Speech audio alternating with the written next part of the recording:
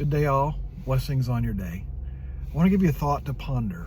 It's something that I've been pondering, and it really has meant a lot to me.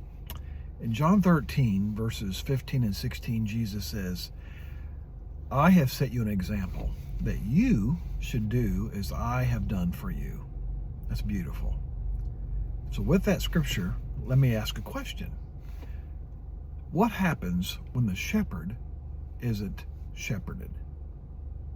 What happens when the shepherd isn't shepherded? What is the shepherd's response? Because in Jesus, in the most unlikely of places, we see a beautiful response that should be inspirational, motivational for us. Let me set the stage. In Matthew chapter 2, verse 6, we are told that a prophecy says, but out of you, Bethlehem, will come a ruler from Judah who will shepherd, care for, pastor my people Israel. It's a prophecy from Micah chapter 5 and Ezekiel 34. And then in Matthew chapter 9, verse 6, we're told that Jesus sees the people of Israel, and he sees them as sheep without a shepherd. Literally, in Matthew 9:36, it says that they were harassed and distressed and dejected and helpless and bewildered. I think we've all been there. We've all felt that way. And so Jesus looks at us, looks at them, looks at us and says, okay, I know who you are. I'm going to shepherd you. I'm going to care for you with compassion and love. And then in John 10, verses 14 and 15, we're told this, one of the beautiful I am statements in the Gospel of John, where Jesus very personally says, this is who I am. I am the good shepherd. I know my sheep very personally, and my sheep very personally, intimately know me. And just as the Father knows me and I know the Father, I lay down my life for the sheep. That's beautiful. So with that said, let me go back to the question. What happens when the shepherd isn't shepherded? Here it is in Jesus' ministry, those 3 years or so, that he is caring and shepherding and pastoring the broken, the destitute, the downhearted, the rejected, the dejected, the harassed, the distressed, the unwanted and unloved and the forgotten about, and he is reaching out to them. And yet, at the very end of his life on earth, what happens? He finds himself on the cross, of all places.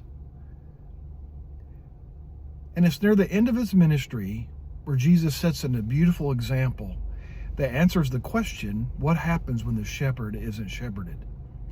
Remember when Jesus' Last Supper, there he is, and then he's betrayed by Judas in the Garden of Gethsemane, and all of a sudden, all of his followers leave him.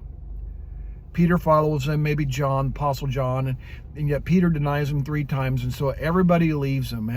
And it says, we're told in John 13, verse 1, as Jesus has just washed the disciples' feet, it says of Jesus that he loved them, agape. He loved them. He loved his followers to the very end.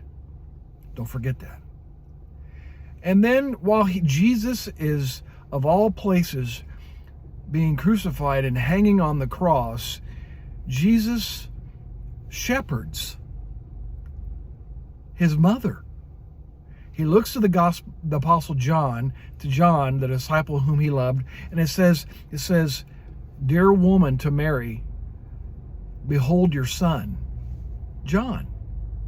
He was saying, John, I want you to care for and love and watch over and shepherd and love my mother while I'm gone this side of heaven. Even there, he's shepherding his mother. And what's also beautiful is while he's on the cross, the 2 thieves go back and forth in a banter, and the other guy, one thief says, Jesus, who is this guy? And another says, would you stop it? Knock it off, dude. And then he says, Jesus, will you remember me when you go to paradise? And Jesus says, today you will be with me in paradise. Oh my gosh, what does that mean? In other words, Jesus, while he's on the cross and all the agony and the torture and the excruciating pain, he's still shepherding. When everybody left him, when there was nobody around, There was nobody but him and his Father, and even his Father, because of all the sin that he was taking on for all of us. He says, my God, why have you forsaken me? In that very moment, the very humanity of the moment, Jesus very intimately still shepherds. He still cares. He still loves. He still reaches out with compassion and love to his mother, to all of his followers, to the thief on the cross. And so I go back to the verse of scripture at the very beginning in John 13. Jesus says, I've set you an example that you should do as I have done for you. So the question is, what happens when the shepherd isn't shepherded? Maybe when you feel like everybody's left you, when there's no one around, when you feel distressed and dejected and rejected and there's no one there, please know that God is there. Please know that you are never, ever, ever alone. And please keep caring and shepherding and loving. In those moments when you feel all alone, keep loving, keep reaching, keep encouraging, keep sending those text messages of encouraging, keep making those phone calls, keep writing those notes of appreciation, keep brightening someone's day. Because maybe you feel like that, but you know what? God is always there, and he is always here with you. God is for you. God is with you. God is alongside you.